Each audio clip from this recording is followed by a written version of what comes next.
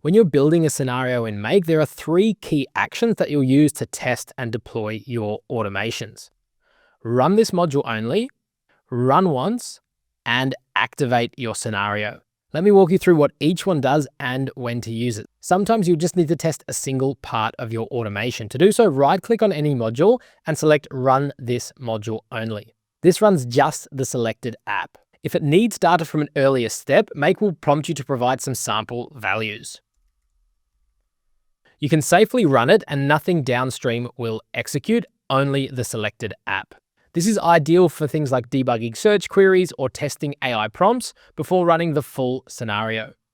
Next up, run once at the bottom here. This run once button executes the entire workflow from start to finish. When you click the run once button, Make retrieves real data from your trigger module and runs each step. And you can see that it's successful by Make adding a green tick next to each module name.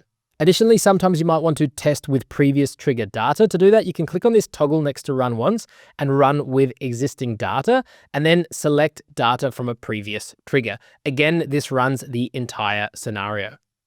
This is incredibly useful when you're making updates to existing scenarios. You don't need to go and create new form submissions or log new test payments. You can just run data from a previous run. Important to remember though, when you run with existing data, this does make live updates in the different systems, so you may create duplicate records. Once you're confident that your scenario works, you can activate it by clicking on the toggle here at the bottom, and then your scenario will run automatically based on whatever trigger conditions you have set up. So in summary, run this module only tests just one step, run once tests the whole flow, either using existing data or new data, and activating turns on your scenario, putting it live into production.